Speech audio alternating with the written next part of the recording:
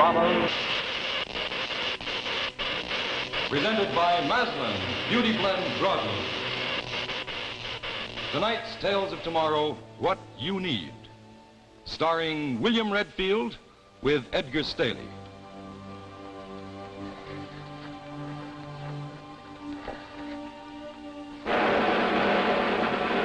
We roll out the carpet now to welcome you again to Tales of Tomorrow. Brought to you this week by C.H. Maslin & Sons, makers of Maslin Beauty Blend Broadlooms. Now, I don't have to tell you that the Maslin mills have been justly famous for the weaving of fine rugs and carpets for 4 generations of the Maslin family.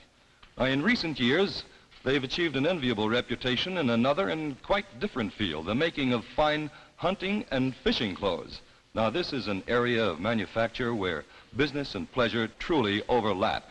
For the Maslin mills are perhaps the only great weaving mills where every year, on the opening day of the hunting and fishing season, the entire plant is closed so that everyone who works in the Maslin mills can take to the woods. Now, this corporate love of sports makes the manufacture of hunting and fishing clothes at Maslin more than just a business enterprise. So think of Maslin next time you think of hunting and fishing, as well as when you carpet your home. And now, C.H. Maslin & Sons are proud to present tonight's Tale of Tomorrow, the first act of What You Need.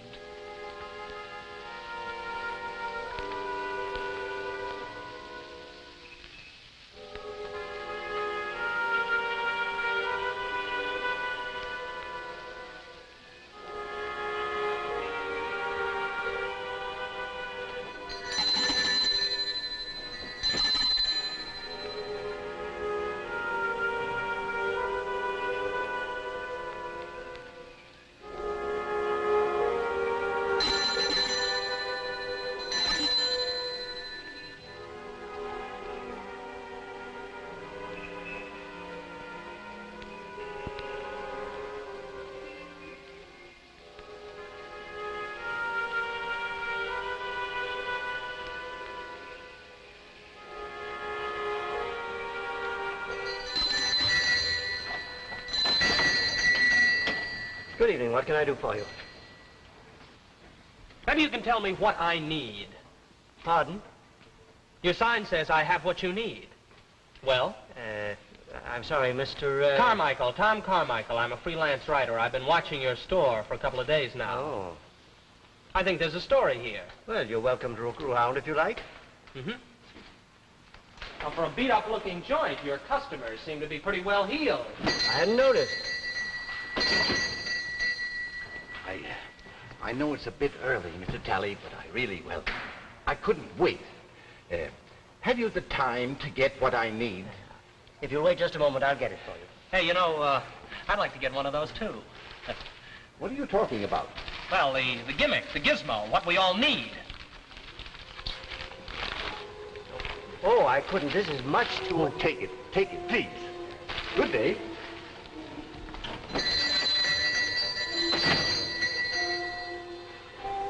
I can't seem to wait.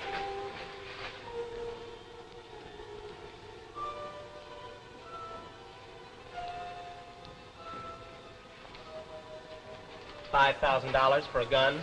Your eye's taking everything. Would you mind telling me what business you're in? Yes, I would. I could check you through the Better Business Bureau. As you wish. In the past 2 days, I have seen people walk out of here with, let me see, an egg, a pair of rubber gloves, a test tube, and now a gun. Rather a weird assortment, wouldn't you say? I would indeed. And now, if you'll excuse me... Is the price always $5,000? It varies.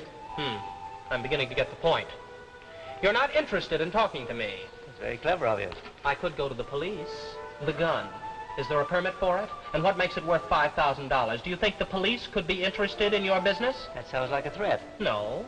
Just my duty as a citizen. Your business might be blackmail.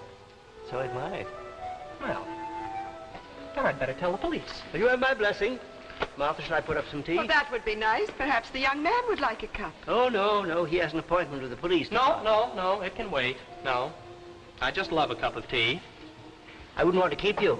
Oh, you win, hands down. I had no intention of going to the police, and I think you knew it. It would make little difference either way. Frankly, all I'm interested in is the story. Or let's put it another way. I see a sign which says I have what you need. I'm a poor, struggling writer, but am I less in need than the wealthy-looking people that you serve? Peter, I think the young man has a point. You come to me then as a customer? Well, yes, as a customer. Will you excuse me a moment? I'll put up the tea.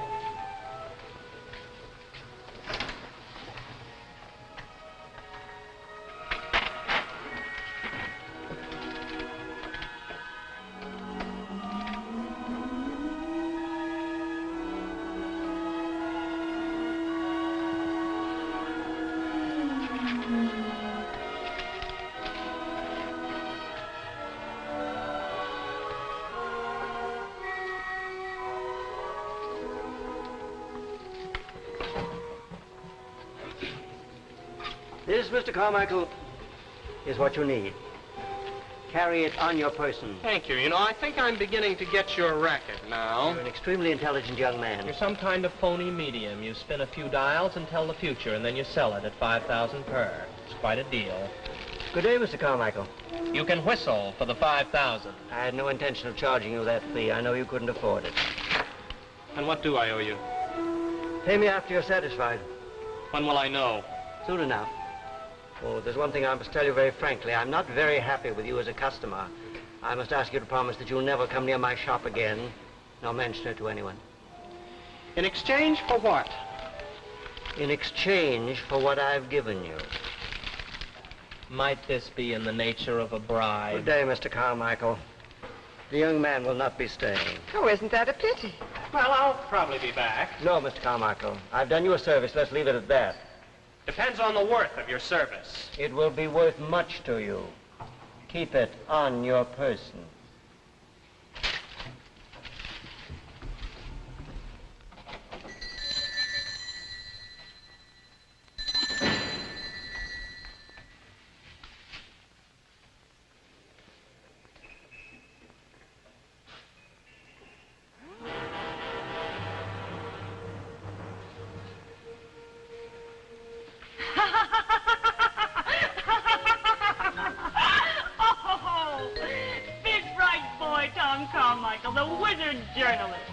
He with a nose for news.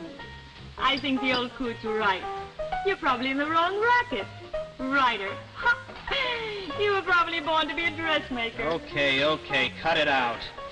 You cut it out. He gave you the shears. I'm not through with the old buzzard yet. I'll get something out of this. Yeah.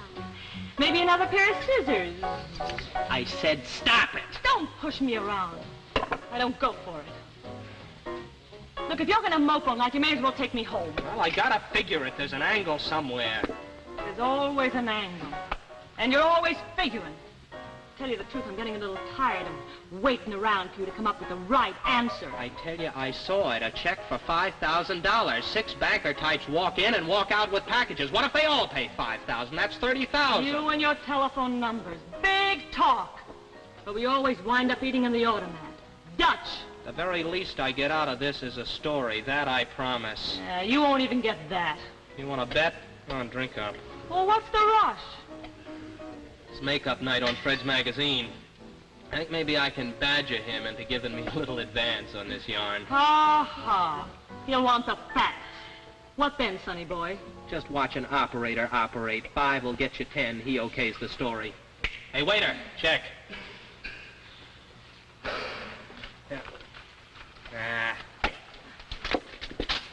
Hey!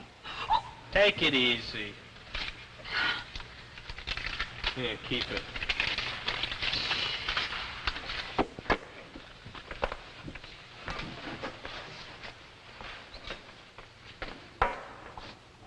Hey, mister, you forgot something. Keep those 2. Oh, wait a minute. Maybe you better give them to me.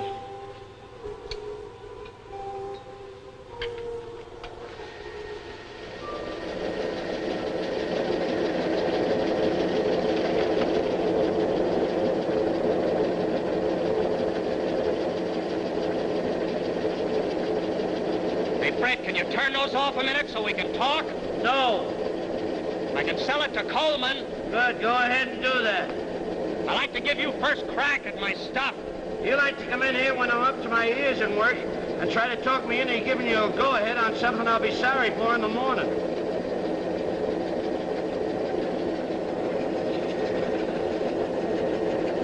You call yourself an editor, huh? Get nasty, that always helps. And it's a natural. It's a strike right down your alley. An old guy trying to fleece millionaires out of dough. All right, so we expose him. A good yard and a public service. You're always yapping about your magazine doing a public service? The day you get interested in public service, my friend, that'll be the day. Come on, you're boring the man. Rest easy.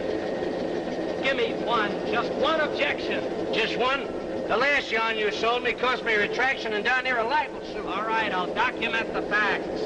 Tom, I can't trust you. You smell a couple of bucks and you sit at home and get the whole story up out of your own head. You can check it yourself. I'll take a picture of the place. Look, I don't deny that the place exists.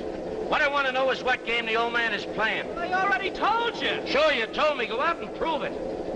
Bring it to me on black and white. Show me where the old man is a fraud. Give me facts. Well, give me a verbal go-ahead. Give me a little advance. I'll tie the story tight enough for the FBI. No advance. If the idea's so hot, you're writer enough to go out and smell it out right through to the end. Bring something in here on paper, and I'll listen. Okay, you don't want first crack at it. When I do get the facts, you can whistle. Hey, look. Hey, Fred! Fred! Stop it, you start! Look, look up! Shut it off! No Shut time, it no off! time. There's a knife on the table there. It's no nice here. Look, in my pocket! All right.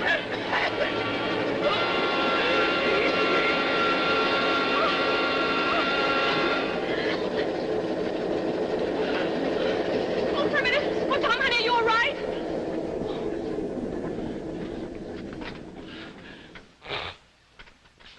Well, that was close. You do tell. Wasn't my fault you got your scarf caught. All right, there. take it easy. I ain't liable to sue. Well, the shears. It's a lucky thing. It's a darn lucky thing. You owe your life to these shears. Yeah. About that story, Tom. Oh. You'll listen now, huh? Yeah, look, I think we can all use a drink. I got a bottle right here in the drawer. I'll go get it, and then you can talk your head off. Okay? Let's go, honey. This, Mr. Carmichael, is what you need. Carry it on your person. Tom? Get your coat, baby. We're getting out of here. Tom, what about that story? Forget it. It's mine now. It's all mine.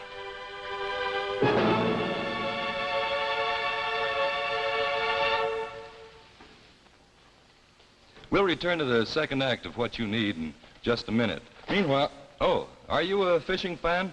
Well, if you're not, you will be after I show you this outfit. This is the Maslin Klamath coat, and it's made of specially woven Zealand-treated poplin. See, these pockets, well, they're one of the things that make this the most wonderful coat for any kind of fishing that you ever want to do at any time. See, they're bellows pockets, and there's enough room in them to hold all your lure boxes, all your other gear. Yes, even all that gear that you carry. Over here, we have some more pockets. This one for cigarettes, this one for sunglasses or glasses, depending on which kind you need. Here's a ring to hold your snippers. All you fishermen know what those are for. And here's a wonderful idea. These loops to put your rod in. If you want to free your hands, the butt down here, the rest of it here, so that you can change flies, light a cigarette, do anything you want to with your hands free. Now, that's just the front. In the back, we have a ring back here, of course, for your landing net. And notice that this loop is 6 inches long, so that you can reach it more easily, either from the right or the left-hand side. Then we have here a great big mammoth pocket that goes all the way across the back. Zips open so you can store your lunch, rain jacket, or anything like that in there. Now get this, all this coat, all those features, and it costs only $18.50. Now, when it gets a little warmer, well, Maslin has the answer to that, too. And that is the famous Maslin tackle-pack fishing vest designed by Lee Wolf, who was one of America's foremost fishermen.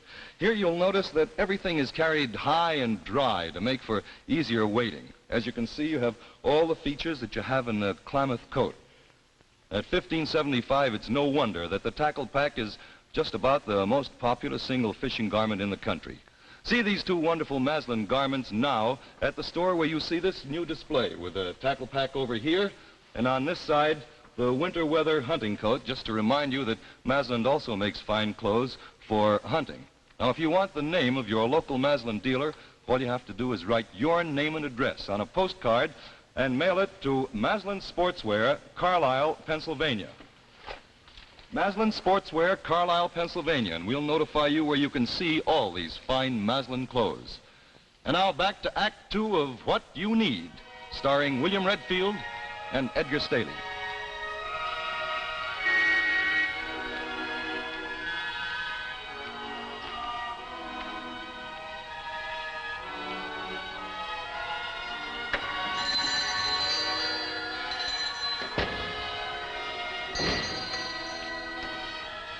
That young man again. I was hoping he wouldn't come back. Perhaps he wants to thank you.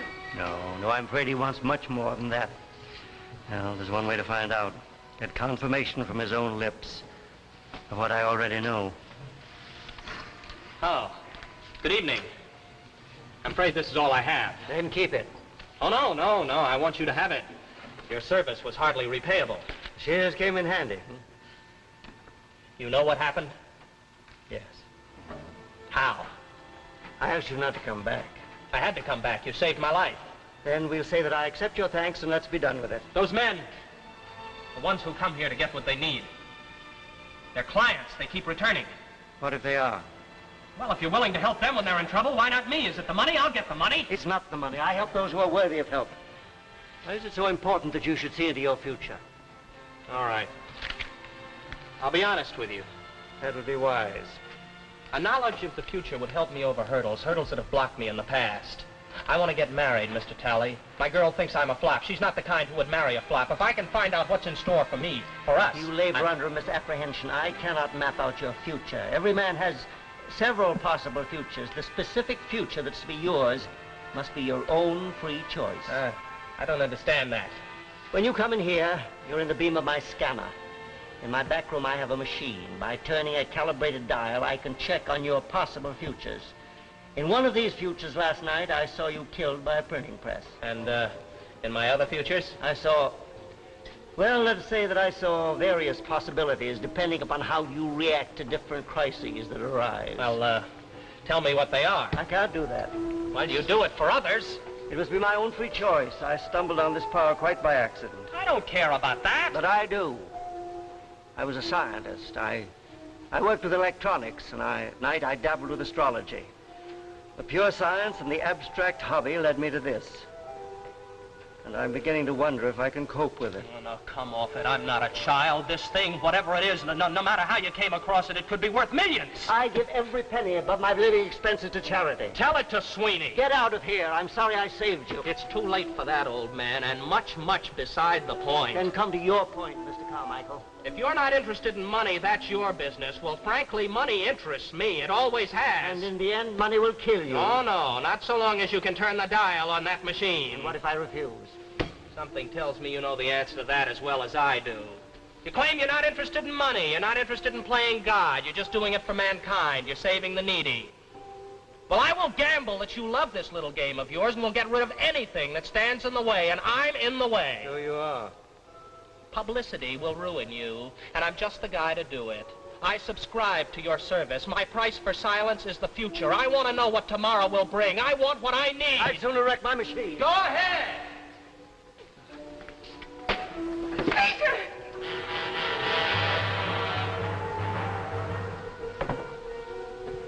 It's done so much good. One of those men you saw, the one who gave me the check for $5,000, in 2 years, he'll develop a serum to combat polio. Without the gun I gave him today, he'd have been killed by a thief who's ransacking his apartment. I'm not asking you to stop helping others. Just help me. Peter, perhaps it's best to do as he says. Where can I reach you? With what I need? With what you need. Well, I'm, meeting my girl in a bar on the corner of Greenwich and 4th. I'll be there all evening. I'll send a messenger boy over with what you need. I'm, sorry I had to, well, use persuasion. It's quite all right. I anticipated it.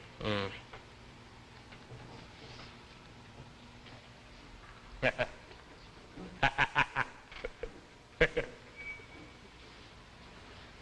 was wrong about him. He's evil. I must check this at once. I must be certain, absolutely certain.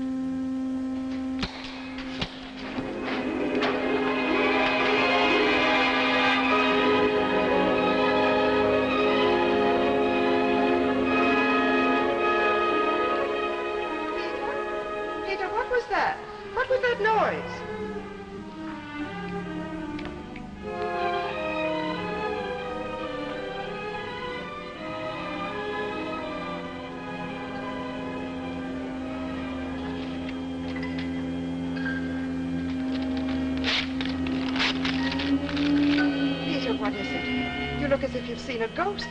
A ghost? Yes. I have seen a ghost.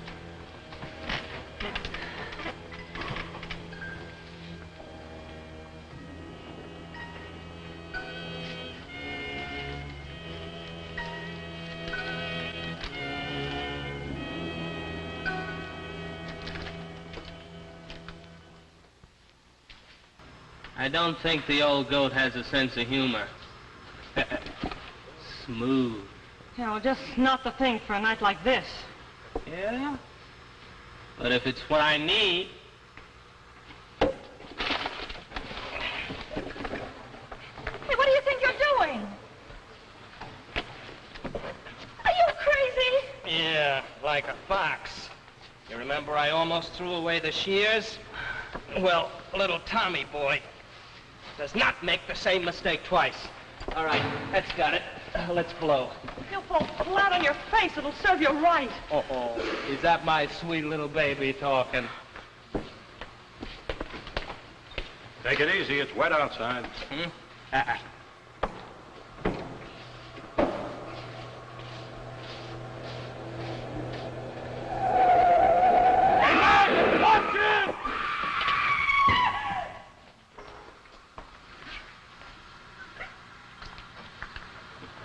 I never had a chance. I swear he slipped right in front of me. Like he was pushed.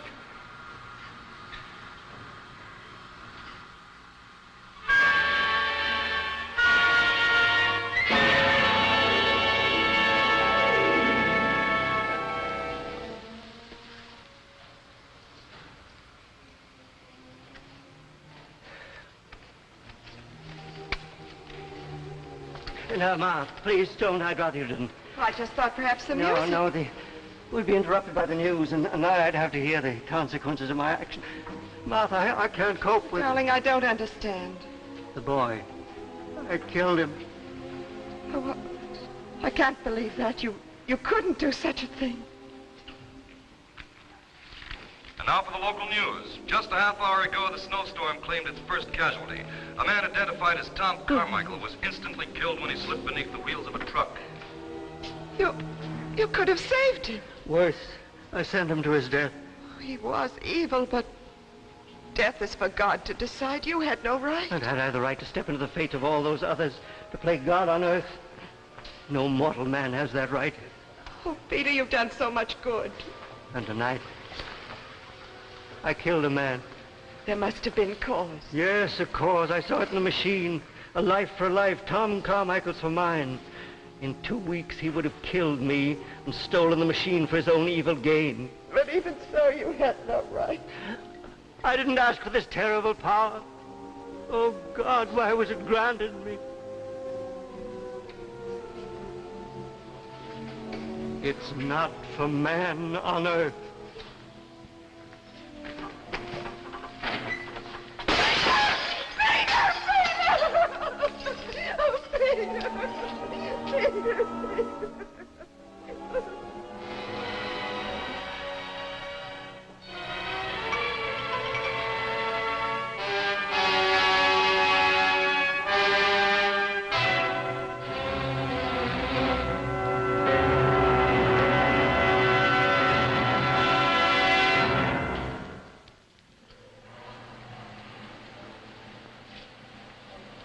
And so ends tonight's Tales of Tomorrow. Next week, look for Age of Peril, starring Phyllis Kirk, an exciting story about crime detection in the future. And now, a reminder from C.H. Maslin and Sons.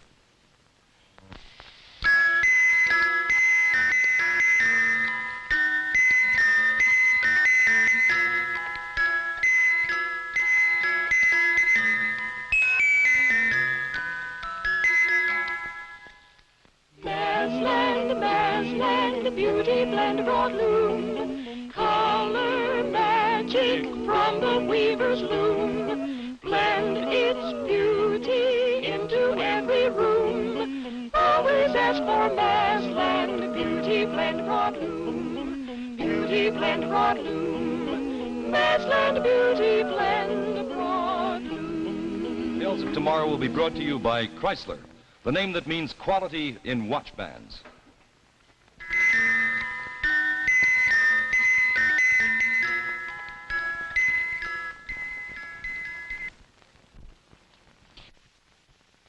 Men, make your watch look better than new with Chrysler's handsome Monte Cristo expansion watch band with a richly enameled crest. And ladies, see how Chrysler's new flirtation watch band adds jeweled beauty to your watch. Remember, look for Jacques Chrysler at your jeweler. It's the name that means quality in watch bands.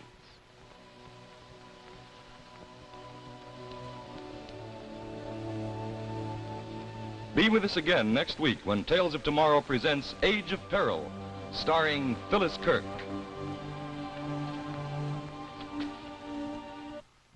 The preceding program, originally telecast by ABC in New York, has come to you by special video recording. This is ABC, the American Broadcasting Company.